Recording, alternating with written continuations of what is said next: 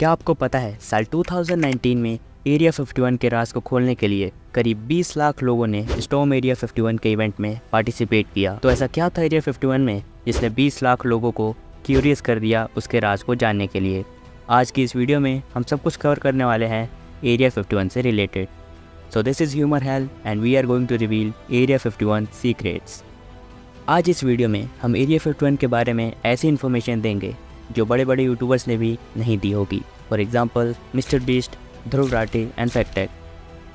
तो हम आज जानेंगे आखिर क्या है एरिया 51 और क्यों 20 लाख लोग एरिया 51 में जाने के लिए क्यूरियस थे। क्या एलियंस और यूएफओज सच में रियल होते हैं और क्या एरिया 51 की कॉन्स्पिरेसी थ्योरीज सच हैं। Area 51 Sir, precisely what the triangle-shaped object is. You know, Area 51 is a secretive military flight testing. When it comes to aliens, there's some things I just can't tell you. Along the lines it was spinning, and it just and took off everything. The unsettling footage, filmed by American Navy pilots in 2004 and 2015, shows unidentified aerial phenomena. That it's probably aliens. I was approaching a country of Earth called the United States of America. अब किसी चीज़ के बारे में जानने से पहले हमें ये पता होना चाहिए कि वो चीज़ एक्चुअल में है क्या। एरिया 51 प्लेस है नेवादा डेजर्ट के ग्रूम लेक के पास, जो वर्ल्ड की एक ऐसी जगह पर है जहाँ दूर दूर तक ना ही कोई सिटी है और ना ही कोई गांव, एक्सेप्ट दिस विलेज रेचल, जो एरिया 51 के करीब 25 माइल्स की दूरी पर है और इसकी पॉपुलेशन एग्जैक्ट 50 है। तो एरिया 51 को बनाया गया था यूएस मिलिट्री एयरफोर्स के लिए, जहां वो अपने एडवांस्ड वेपन्स, एयरक्राफ्ट्स और टेक्नोलॉजीज की टेस्टिंग करते थे और साथ ही साथ वहाँ न्यूक्लियर जैसे एक्सप्लोसिव्स का भी टेस्ट किया जाता था। और क्योंकि वो जगह नॉर्मल सिटीजन्स की पहुंच से काफी दूर थी तो इस वजह से किसी को कोई नुकसान भी नहीं पहुंचता था। अब बात आती है कि ऐसे बहुत सारे मिलिट्री बेसिस हैं वर्ल्ड में, पर ये कॉन्स्पिरेसी थ्योरीज मोस्टली एरिया 51 के अराउंड ही क्यों रिवॉल्व करती हैं। जैसा कि अभी हमने बताया कि वहाँ पर बहुत सारे एडवांस्ड वेपन, एयरक्राफ्ट और टेक्नोलॉजीज की टेस्टिंग होती है, जिस वजह से वो लोग अपने इन सब इंफॉर्मेशंस को दुश्मन देश से बचाने के लिए टॉप सीक्रेट रखते हैं। उस जगह पर होने वाले किसी भी टेस्ट, रिसर्च या किसी ऑपरेशन की इंफॉर्मेशन वो लोग किसी से भी शेयर नहीं करते थे, वहाँ की खुद की गवर्नमेंट से भी नहीं। और जब इन सब के बारे में दुनिया भर में लोगों को पता चला तब उन लोगों ने इस चीज को एलियंस और यूएफओ से कनेक्ट करना शुरू कर दिया। अब दुनिया भर में लोगों को पता था कि इस जगह कुछ तो है जो यूएस मिलिट्री हमसे छुपा रही है, पर वो क्या है वो आपको हम आगे इस वीडियो में बताएंगे। यहीं पर लोगों के सामने एक इंसिडेंट आता है, रोजवेल इंसिडेंट। ये जो इंसिडेंट था इसमें लोगों को ये बिलीव होने लगा था कि आसमान में कुछ तो है जो बहुत ही तेजी और ऊंचाई से आसमानों में उड़ रहा है। ये इंसिडेंट हुआ था 1947 में। इस इंसिडेंट में रैनशर मैक ब्राजील नाम के एक आदमी को अपने घर के बाहर कुछ ऐसी चीजें मिलती हैं जो दिखने में काफी अजीब और अलग टाइप की लग रही थी, जो रोजवेल से करीब 30 मील की दूरी पर थी। उसने उन चीजों को उठाया और वहाँ के शेरिफ को दे दिया। फिर उन्होंने राफ के ऑफिसर से कांटेक्ट करके उनको वो सारी चीजें सौंप दी, जिसके बाद राफ ने एक प्रेस कॉन्फ्रेंस में स्टेटमेंट रिलीज की जिसमें उन्होंने बताया कि एक फ्लाइंग डिस्क को ढूंढ लिया गया है। और 1-2 दिन बाद ही राफ अपने स्टेटमेंट को वापस ले लेता है, ये कहते हुए कि वो चीजें जो उन्हें मिली थी वो एक वेदर बलून की है, ना कि किसी फ्लाइंग डिस्क की। और इस बात को साबित करने के लिए उन्होंने कुछ ऑफिसर्स की फोटो भी मीडिया को दी, जिसमें कुछ ऑफिसर्स वैसे ही पीसेस के साथ थे जैसी मैक ब्राजील ने उन लोगों को दी थी। और इस इंसिडेंट के कुछ समय बाद ही सब कुछ नॉर्मल हो गया। पर फिर भी कई सालों बाद 1970s में यूएफओस के बारे में फिर से बात होने लगी। कुछ लोगों ने ये क्लेम किया कि न्यू मैक्सिको डेजर्ट में उन्होंने एक यूएफओ को उड़ते देखा, और कई रूमर्स तो ऐसे भी थे जिसमें लोगों ने बताया कि उस पर एक बिजली गिरी, जिसके बाद उसमें मौजूद सारे एलियंस मारे गए। अब आते हैं मेन पॉइंट पर, क्या यूएफओज रियल होते भी हैं या नहीं, क्योंकि कई लोग क्लेम करते हैं कि उन्होंने यूएफओज को देखा है, पर हमारा क्वेश्चन है कि उनको कैसे पता कि वो यूएफओ एलियन से ही रिलेटेड है, क्योंकि ऑब्वियसली उन्होंने उसके अंदर क्या है ये तो नहीं देखा होगा ना। अगर कोई हमारा ओपिनियन मांगेगा इस पॉइंट पर कि क्या यूएफओज रियल हैं या फेक, देन हम कहेंगे येस इट्स रियल, बट ये वो नहीं है जो तुम सोच रहे हो। लाइक यूएफओज रियल हैं तो एलियंस भी रियल होंगे, बट वेट, पहले ये समझते हैं कि यूएफओज एक्चुअल में होते क्या हैं। यूएफओ का फुल फॉर्म होता है अनडिफाइंड फ्लाइंग ऑब्जेक्ट। समझे? अगर नहीं समझे तो हम समझाते हैं। यूएफओ का फुल फॉर्म होता है एक ऐसा ऑब्जेक्ट जो उड़ रहा है और जिसे हम बता नहीं सकते कि वो क्या है। इसका मतलब यूएफओ का कोई भी रिलेशन नहीं है एलियंस के साथ। और अब तो गवर्नमेंट ने भी यूएफओ को चेंज करके यूएपी कर दिया, जिसका फुल फॉर्म है अनडिफाइंड एरियल फिनोमिना।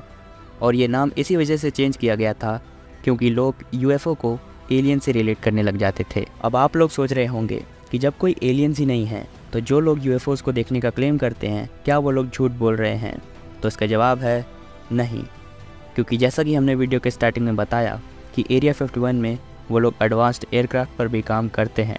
तो कुछ एयरक्राफ्ट के बारे में उन्होंने आम जनता को भी बताया है, जो कि ऐसे एयरक्राफ्ट हैं जो नॉर्मल एयरक्राफ्ट से कई ज़्यादा तेज़ और ऊंचाई पर उड़ते हैं।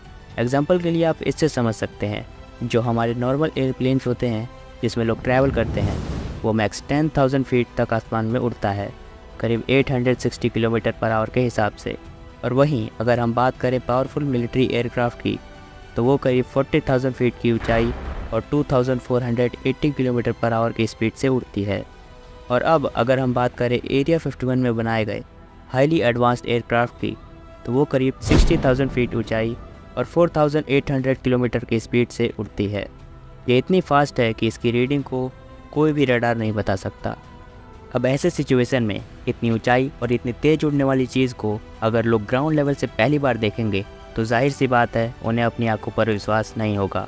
और जो लोग बोलते हैं वो प्रॉपर डिस्क है, उसका शेप किसी नॉर्मल एयरक्राफ्ट से एकदम अलग था। ज़रा इन इमेजेस को देखो। इन एयरक्राफ्ट का शेप क्या हमारे नॉर्मल एयरक्राफ्ट जैसा है? ऑब्वियसली नहीं। जब ऐसी चीज़ों को लोग इतनी ऊंचाई और इतनी तेज़ी से उड़ते हुए देखेंगे देन या कॉन्स्पिरेसी थ्योरीज तो बनेंगी ही। खैर, लोगों को जो सोचना है सोचने दो।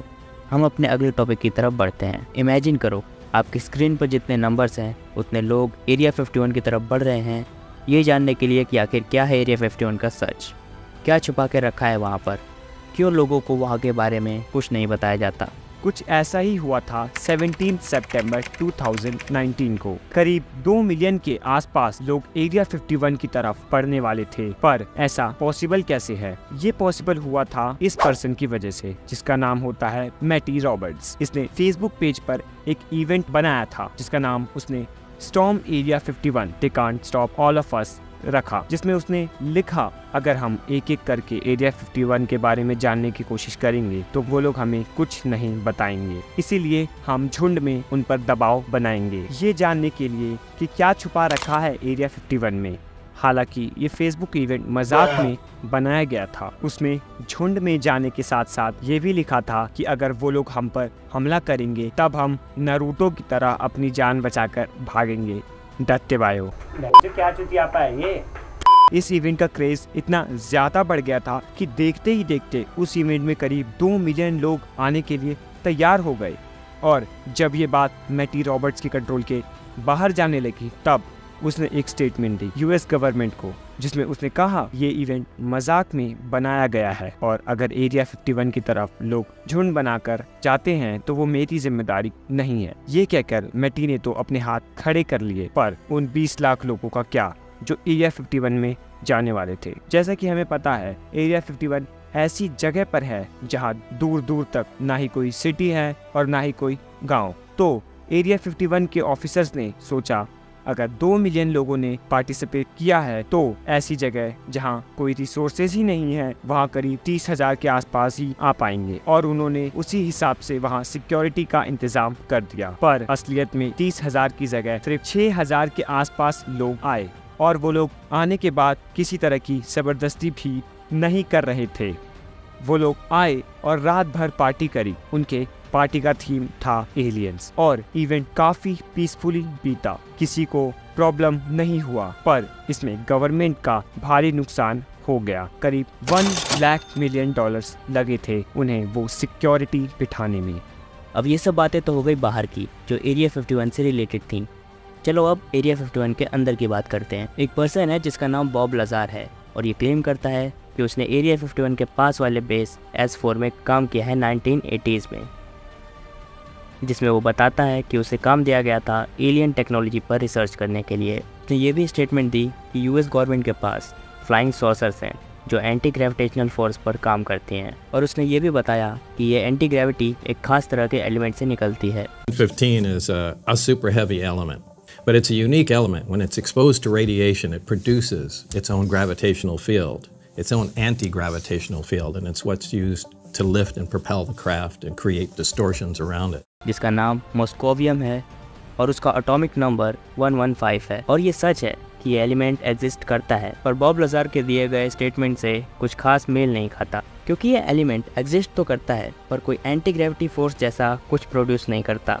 और जब रिसर्चर्स इनसे प्रूफ मांगते हैं तो इनके पास अपनी कॉन्स्पिरेसी थ्योरीज के अलावा कुछ नहीं होता देने को।